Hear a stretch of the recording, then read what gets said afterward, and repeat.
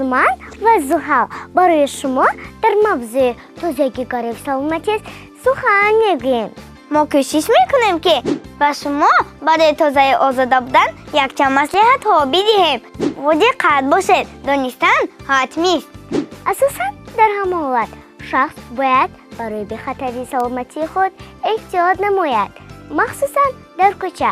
دوستان، هنگامی که در راه سیر و گشت کرده ایستاده‌اید، برای بخطری سلامتی خود از هر گونه افلاسی ها خودداری کنید. از حیوانات کوچک و پرنده ها دوری بگیرید، زیرا آنها شاید از یگان میکروب زهرآلود شده باشند. بله، درست میگوید شکرانه. چنانچه میبینیم سکچه گربه های کوچکی بالای هر گونه افلاسی ها و پرتوها گشت و گذار میکنند. بنابراین بازی با آنها برای ما خطرناک است. برای مقاومت سلامتی را مستحکم کردن علا خصوص تازگی را پیشه کنید. اگر شما تازه آزاده باشید و کسلی های سرایتی هیچگاه دچار نشده بیمار نمیشوید. بیمار که نشدین مقاوم نیست، پس نمیشود و وضع سلامتیتان خوب میشود. در کوچه بیهوده گردی نکرده کوشش کنید که در خانه به کارهای فایده‌ناک مشغول شوید. جای منزل زیستتان را تازه پاکیزه و آزاده نگاه دارید. زود خانه را پاک کرده و ترتیب دارید. دیگ و طبق را شسته در جایهای تازه گذارید. چنگ و خاک فرش و ایوان‌هایتان را پاک کرده صابون در و تیرزه هایتان را بپوشید. همیشه در خاطر دارید از کوچه که به خانه در آمدید زود دستانتان را با صابون شوید. هنگامی استعمال میوه سبزیجات حتما آنها را شوید. پیش از خوردن خوراک شستن دستان را فراموش نکنید. هوشیار باشید که خوراکی میخورده‌تان نقص پخته باشد.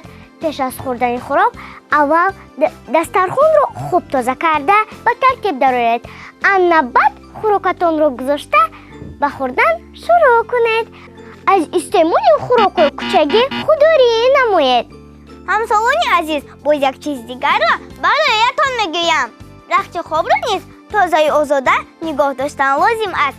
پیش از خواب کردن بالینتان را تپانده رخت خوابتان را به ترتیب درآورده بعد به خواب شروع کنید. پس از لوازمات روی پوشی رخت خوابتان را شسته دستمال کردن لازم است. دوستان، در برابر همه این ما باید به سر و لباسمان نیز اهمیت جدی دهیم. لباس کوچکی را از لباس خانگی جدا نماییم. همیشه کوشش کنید که لباس کوچکی را زود عوض کنید و تازه آزاده‌اش را بر کنید. درست، دستمال کردن لباسهایتان را نیز فراموش نکنید. این هم برای سلامتی خاصیت خوب دارد. دوستان، این بود یک چند مصلحت مفیدی که ما برای شما پیشکش کردیم. اگر از این مصلحت ها استفاده برید هیچگاه بیمار نمیشوید، زیرا میگویند که تازگی گروی سلامتی است و سلامتی در دست خود ماست. خیر.